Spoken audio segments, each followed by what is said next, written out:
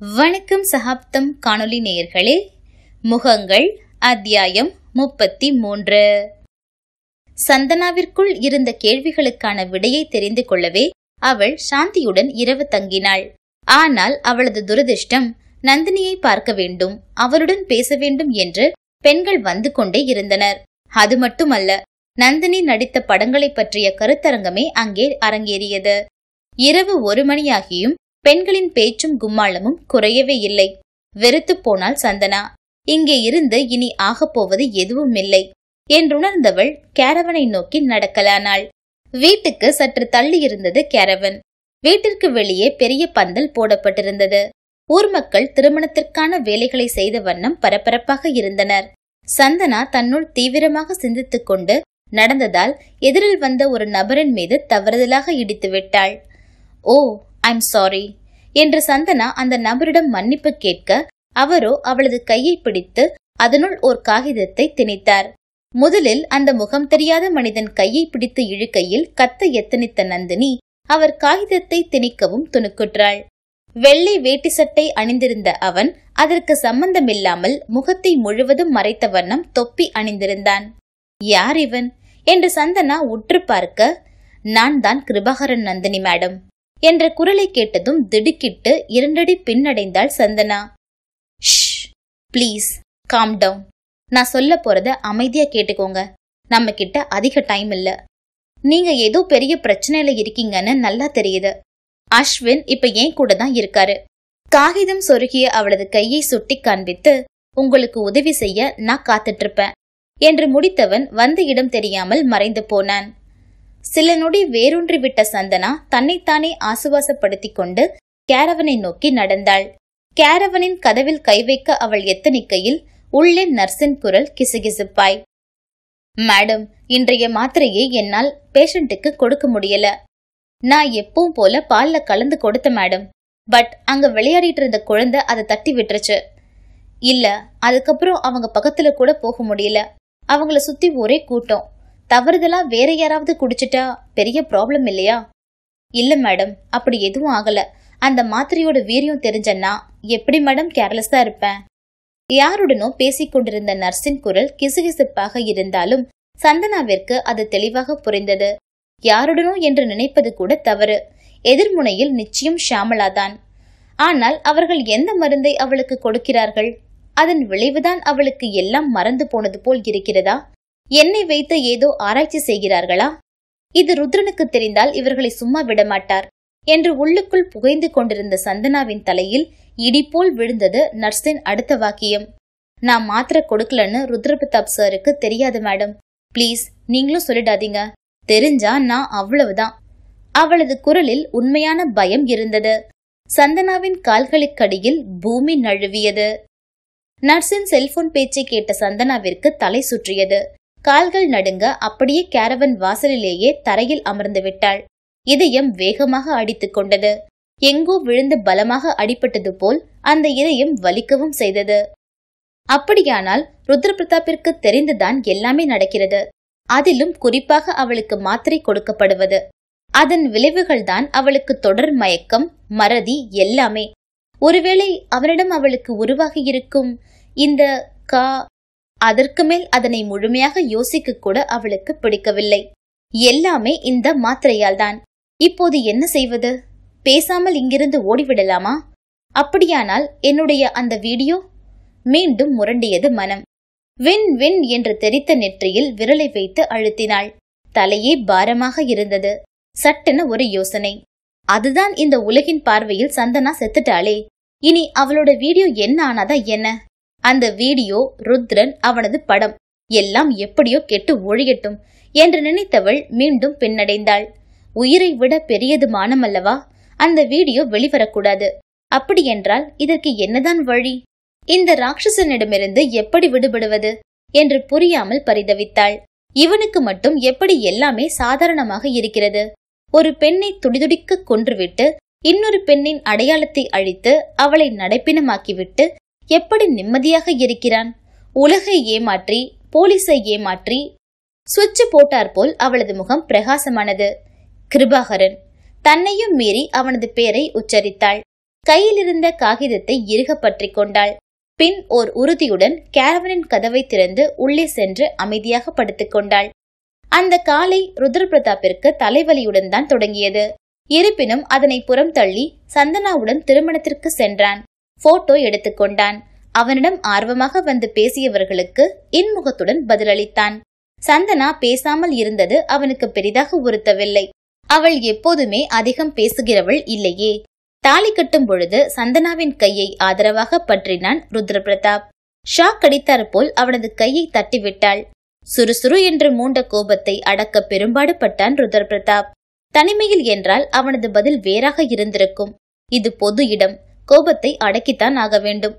பல்லை கடித்துக்கொண்டு அவன் அமர்ந்திருக்கையில் நேரம் காலம் தெரியாமல் அந்த ஊர் நாட்டாமையின் மகன் இவர்கள் இருவரையும் ஒன்றாக அமர வைத்து அந்த ஊர் பெரியவர்களை வாழ்த்து சொன்னான். இவர்களது திருமணம்தான் உலகறிந்த விஷயமாயிற்றே. சந்தனாவின் முகத்தில் எள்ளும் கொள்ளும் வெடித்தது. ஆனால் தப்பிக்க வழியின்றி அமைதி காத்தாள். எல்லாம் கொஞ்ச நேரம்தான். அப்புறம் ருத்ரனை கிருபாகரன் பார்த்துக் கொள்வார். மனதிற்குள் ஒரு போட்டபடி எல்லோரது வாழ்த்தினையும் ஏற்றாள். அதில் ஒரு கிழவி சும்மா இல்லாமல், கண்ணாலம் ஆனதும் சீக்கிரம் ஒரு சிங்கக்குட்டியை பெத்து கொடுக்கணும் மவராசி என்றார். ருத்ரனின் இதழ்களில் புன்னகை படர்ந்தது. இருந்த கோபமெல்லாம் எங்கோ தொலைதூரத்தில் தொலைந்து போனது. லேசாக சந்தனாவின் தோளை தன் தோள்களால் இடித்து, எனக்கு டபுள் ஓகே டார்லிங் என்றான் காதலோடு. அவனை முறைக்கவும் முடியாமல் அவனது கிண்டலை ஏற்கவும் முடியாமல் தர்ம சங்கடத்துடன் நெளிந்தாள் சந்தனா. பொண்ணு வெக்கப்படுதாத்தா, இங்கிட்டு வா என்று சந்தனாவை காப்பாற்றினாள் ஒரு நடுத்தர வயது பெண்மணி. அட, இவங்களுக்கெல்லாம் வெக்கம் வேற வருமா? எல்லாம் நடிப்பு மாதிரிதான் இருக்கு என்று சத்தமாகவே கிசுகிசுத்தாள் ஒரு பெண். அது சந்தனா ருத்ரன் இருவர் காதிலும் தெளிவாகவே கேட்டது. ருத்ரனின் முஷ்டி இறுகியது. நடிப்பவர்களும் மனிதர்கள்தானே. அவர்களுக்கு காதல், வெட்கம், துக்கம், அழுகை, சிரிப்பு எல்லாம் இயல்பாய் வரக்கூடாதா என்ன? ஆனால் இந்த ஒரு பெண்மணியிடம் கோபம் காண்பித்து என்ன பயன்? இப்படி இந்த உலகில் எத்தனை பேர்?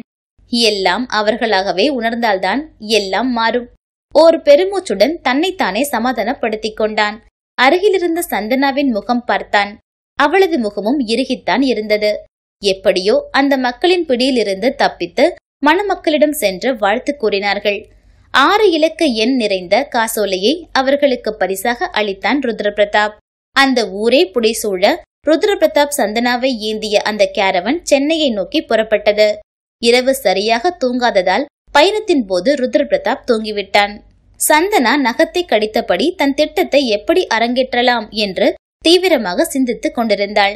கேரவனை விட்டு இறங்கியதும் வேகமாக ருத்ரனை தள்ளிக்கொண்டு அவசரமாக அவளது அறைக்குள் நுழைந்து கதவை தாளிட்டாள்.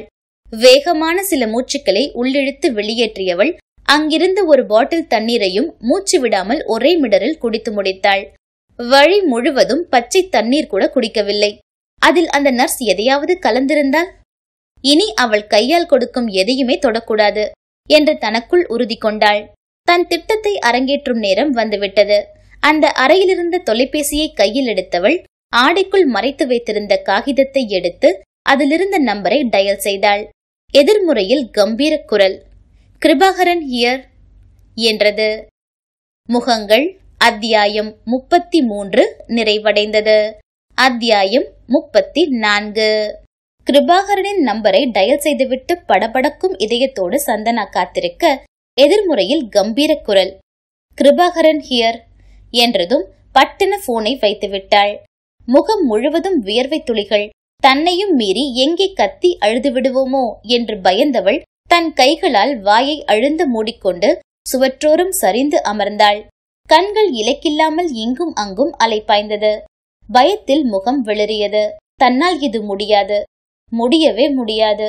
விம்மி வெடித்த தன் இதயத்தை அடக்க அவள் பெரும்பாடு பட்டு கொண்டிருக்கும் பொழுது தொலைபேசி அழைத்தது. அழைப்பது யார்? கிருபாகரனாக இருக்குமோ? எடுக்கலாமா கூடாதா? ஒருவேளை ருத்ரபிரதாப்பாக இருந்தால்? ஐயோ, எடுக்காவிட்டால் இங்கே நேரில் வந்து விடுவான். கள்ளச்சாவியுடன் சுற்றும் குள்ள நரி. நடுங்கும் கைகளுடன் போனை எடுத்து காதுக்கு கொடுத்தாள். அவளது ஹலோவை தொடர்ந்து, நந்தினி, நந்தினி தானே? கிருபாகரன் பேசுறேன். இது மார்பிள் ரெசார்ட் ரூம் நம்பர் 203 நம்பர்னு எனக்கு தெரியும். டோன்ட் வரி, நான் இருக்கேன். Speak out. இதயம் எக்கு தப்பாக அடித்தது. சொல்லிவிடலாமா? கூடாதா? ருத்ரனுக்கு தண்டனை கட்டாயம் கிடைக்க வேண்டும் தான். ஆனால் அவளது மூளை வேகமாக யோசிக்கும் பொழுதே, நந்தினி, நீங்க எதுக்கும் யாருக்கும் பயப்பட வேண்டாம். உங்களுக்கு ஏதோ பிரச்சனைன்னு தெளிவா தெரியுது. அது அந்த குகைக்குள்ள இருந்துதான் ஆரம்பம்னு எனக்கு தெரியும். பட் எதையோ எல்லாரும் மறைக்கிறீங்க. அப்பாவியா ஒரு பொண்ணு செத்து அவன் முடிப்பதற்குள் இல்லை என்று கத்திவிட்டாள் சந்தனா. செத்தது சந்தனா இல்ல, நந்தினி. வாட்? அதிர்ச்சியானான் கிருபாகரன். எஸ், ருத்ரன் ஒரு கொலைகாரன். அவன் என்ன காதலிச்சான். அதுக்கு நந்தினி தடையா இருந்தாங்கன்னு அவங்கள கொன்னுட்டான். என்ன மிரட்டி பிளாஸ்டிக் சர்ஜரி செஞ்சு நந்தினியா மாத்திட்டான். சுயநலக்காரன். ஏதாவது செஞ்சு என்ன கல்யாணமும் செஞ்சுக்குவான். அப்புறம் ஐயோ என்று கதறி அழுதாள். கிருபாகரனுக்கு துளியும் விளங்கவில்லை. நந்தினி கொலை செய்யப்பட்டாளா? சந்தனாதான் நந்தினியாக இருக்கிறாளா? காரணம் காதலா? அவனது மூளை ஏதேதோ யோசிக்க, எதிர்முனையில் அழுகுரல் கேட்க தன்னை நிலைப்படுத்தி கொண்டான். சந்தனா, பிளீஸ் அழாதீங்க. இதுக்கு மேல நாம போன்ல பேசுறது சரின்னு எனக்கு தோணல. நாம நேர்ல மீட் பண்ணலாமா? நோ, நான் எங்க வந்தாலும் ருத்ரனின் பார்வையில் இருந்து தப்ப முடியாது. திட்டவட்டமாக மறுத்தாள். போனில் பேசுவது ஆபத்தானது என்று தெரிந்தும் வேறு வழியின்றி அவளிடம் பேசலானான். பிறகு அவள் பேசாமலே இருந்து விட்டால் உள்ளதும் போய்விடும் அல்லவா? ஓகே ஓகே, நான் கேக்குற கேள்விக்கு நிதானமா யோசிச்சு பதில் சொல்லுங்க. ருத்ரனுக்கு உங்க மேல காதல் இருப்பதுல தப்பு எதுவும் இல்லையே. ஆனா அதுக்காக நந்தினியை ஏன் கொல்லணும்? ஏன்னா நந்தினி ருத்ர பிரதாப்ப உண்மையா நேசிச்சாங்க. மூக்கை உறிஞ்சு கொண்டே பதிலளித்தாள். தலையில் கையை வைத்து கொண்டான் கிருபாகரன். முக்கோண காதல் கதையா? நந்தினி ருத்ரனை காதலிச்சது உண்மையா? சாட்சி ஏதாவது இருக்கா? இருக்கு. எனக்கே இப்போதான் தெரிஞ்சது. ரொம்ப நாளாவே எனக்குள்ள ஒரு கேள்வி இருந்துச்சு. நந்தினியை ஏன் ருத்ர பிரதாப் கொலை செஞ்சான்னு. ருத்ர பிரதாப்போட பல போட்டோஸ் நந்தினி மேடமோட கேரவன்ல இருக்கு. சில போட்டோஸ் பின்னாடி ஐ லவ் யூன்னு எழுதியிருக்கும். சில போட்டோஸ்ல நந்தினியின் லிப்ஸ்டிக் கரை இருக்கும். இதையெல்லாம் இன்னைக்கு பொள்ளாச்சியில் இருந்து வரும்போதுதான் பார்த்தேன். ருத்ரன் என்ன நேசிச்சது எனக்கு தெரியும். ஆனா எனக்கு அவனை துளியும் பிடிக்காது. ஆனா என்ன நெருங்க விடாம நந்தினி தான் தடுக்கிறாங்கன்னு நினைச்சு அவங்கள கொன்னுட்டான் ருத்ரன். என்ன நந்தினியா மாத்தி அவன் கூடவே வச்சுக்கிட்டான். அவனோட கேவலமான ஆசைக்கு என்ன கட்டாயப்படுத்துறான். என்ன காப்பாத்துங்க, பிளீஸ் என்ன காப்பாத்துங்க. கதறி அழுதாள். சந்தனாவின் வாக்குமூலத்தை கேட்டு ஸ்தம்பித்து நின்று விட்டான் கிருபாகரன். ஏதோ சரியில்லை என்று தோன்றியதால் தான் இந்த கேஸை அவன் இத்தனை நாள் முடிக்காமல் வைத்திருந்தான். ஆனால் இப்படி ஒரு உறைய வைக்கும் உண்மையை அவன் எதிர்பார்க்கவில்லை. ஒரு பெண்ணின் உயிரை எடுத்துவிட்டு இன்னொரு பெண்ணை ஆள்மாறாட்டம் செய்ய வைத்து, காட்! எதிர்முனையின் அவளது மன்றாடலை கவனித்து, பிளீஸ் சந்தனா, காம் டவுன். உன்னை அந்த கொலகார ருத்ர பிரதாவிடமிருந்து காப்பாற்றுவது என் பொறுப்பு. இல்ல, உங்களால என்ன காப்பாற்ற முடியாது. எனக்கு ஏதேதோ மருந்து மாத்திரை எல்லாம் கொடுக்கறாங்க. நான் மயக்கமா இருக்கும்போது என்னென்ன இன்ஜெக்ஷன் போடுறாங்களோ. எனக்கு எல்லாமே கொஞ்சம் கொஞ்சமா மறக்குது. நான் சாக போறேன், நான் சாகத்தான் போறேன்.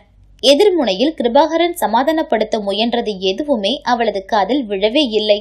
கிருபாகரனின் போலீஸ் மூளை எல்லா கோணத்திலும் யோசித்தது. சந்தனாவின் மேல் இருந்த காதலுக்காக நந்தினியை கொன்றான் என்றால் அவனால் எப்படி மாத்திரை கொடுத்து சந்தனாவை கொல்ல முடியும்? சந்தனா இப்போது பயத்தில் இருக்கிறாள். சற்று நேரம் தன் மனதில் இருப்பதை கொட்டி தீர்த்து விட்டால் தெளிவு கிடைக்கும் என்று எதிர்முனையில் காத்திருந்தான். வெறி பிடித்தவள் போல் ஏதேதோ கத்தி முடிக்க, சந்தனா, நீங்க ரொம்ப ஸ்ட்ரெஸ்டா இருக்கீங்க. நான் சொல்றத கேளுங்க. நம்ம நேர்ல மீட். கிருபாகரன் பேசிக் கொண்டிருக்கும் போதே அரைக்கதவு திறக்கப்படும் சத்தம் கேட்டு அதிர்ச்சியில் உறைந்தாள் சந்தனா. அவளது கண்கள் பயத்தில் அகல விரிந்தது. வெளித்திருந்த அவளது முகம் மேலும் வெளிரியது. ஐயோ, ருத்ரா! போனை டொக்கென வைத்து விட்டாள். ஆனால் அங்கிருந்து நகர்வதற்குள் ருத்ர பிரதாப் கதவை திறந்து கொண்டு உள்ளே நுழைந்தான். வியர்க்க விறுவிறுக்க அவள் போனுக்கருகில் நிற்பதை கவனித்தவனின் புருவம் முடிச்சிட்டது. இருப்பினும் நிதானமாக அவள் அருகில் வந்து, யார் போன்ல? சாதாரணமாக கேட்டான். வந்து மித்ரன். ஏதோ வாயில் வந்ததை உளறினாள். மித்ரனா? என்னவா அந்த ராஸ்கலுக்கு? அவனது முஷ்டி இறுகியது. தெரியலையே. அவளை கூர்ந்து பார்த்தான். அவளது கண்களை படிக்க முயன்றான். அதில் எதை கண்டானோ? போன் ரொம்ப நேரமா என்கேஜ்டா இருக்கே. சந்தேகம் எழும்பா வண்ணம் சாதாரணமாக கேட்பது போல் கேட்டான். ஏதேதோ ஒளறுனா என்று அவள்தான் உளறலாக பதிலளித்தாள். ருத்ரனின் சந்தேகம் உறுதியானது. போனை நெருங்கியவன் அதிலிருந்த ரீடைல் பட்டனை அழுத்தி ரிசீவரை காதுக்கு கொடுத்தான். சந்தனாவின் உடல் நடுங்கியது. இதயம் அதிவேகமாக அடித்துக் கொண்டது. இமைகள் படபடத்தன. ருத்ர பிரதாப்பை ஒருவித பயத்துடன் பார்த்து கொண்டு நின்றாள். போன் எடுக்கப்பட்ட போதும் எதிர்முனையில் யாரும் பேசவில்லை. சில நொடிகள் காத்திருந்த பின் தொடர்பை துண்டித்தவன் சந்தனாவை நெருங்கி தன் பாக்கெட்டில் இருந்த கைக்குட்டையை அவளிடம் கொடுத்து, வியர்வைய தொட, ஏசி கூட போடாம என்னதான் செய்ற? பேசிக்கொண்டே ஏசி ரிமோட்டை எடுத்து ஆன் செய்தான். அவளது கைகள் இயந்திரமாய் வியர்வையை துடைத்தாலும் கண்கள் தொலைபேசியிலேயே நிலைத்திருந்தது. ஏசியை ஆன் செய்துவிட்டு திரும்பியவன் அவளது பார்வையின் பொருள் புரிந்து, ஓ மித்ரனா, சரியான தொட நடுங்கி, பேசவே இல்ல. இனி உன்னை தொந்தரவு செய்ய மாட்டான். நீ சாப்பிட்டியா? முற்றிலும் சம்பந்தமில்லாத கேள்வியோடு முடித்தான். லேசாக குறைய தொடங்கியிருந்த அவளது பயம் அவன் சாப்பாடு என்றதும் மீண்டும் அதிகரித்தது. அதில் ஏதாவது கலந்திருந்தால்? வேண்டாம், பசிக்கல என்றாள் அவளுக்கே கேட்காத குரலில். வேண்டாமா? இன்னைக்கு பூராவும் நீ சாப்பிடவே இல்லையே? சந்தேகத்துடன் பார்த்து வைத்தான். வயிறு சரியில்ல, பிளீஸ் வேண்டாம். கண்களால் மன்றாடினாள். அதில் அவனது மனம் இளகியது. ஓகே, நீ தூங்கி ரெஸ்டடு. இன்னைக்கு நைட் ஷூட் இருக்கு, நான் அங்க போனும். குட் நைட் என்று விடை பெற்று கிளம்பினான். அவன் கதவை சாத்திவிட்டு வெளியேறியதும் வேகமாக ஓடிச் சென்று கதவை லாக் செய்துவிட்டு அதிலேயே சாய்ந்து சில நிமிடம் தன்னை ஆசுவாசப்படுத்திக் கொள்ள முயன்றாள். ஏதோ புயலடித்து ஓய்ந்தது போல் இருந்தது. அப்பாடி, போய்விட்டான். நல்ல வேளை நைட் ஷூட் இருக்கிறது. பக்கத்து அறையிலிருந்து அவளை நோட்டமிடவும் அவன் இருக்க மாட்டான். நிம்மதி பெருமூச்சை வெளியேற்றியவள் மெத்தையில் விழுந்து விழி மூடினாள். முகங்கள் அத்தியாயம் 34 நிறைவடைந்தது. நன்றி.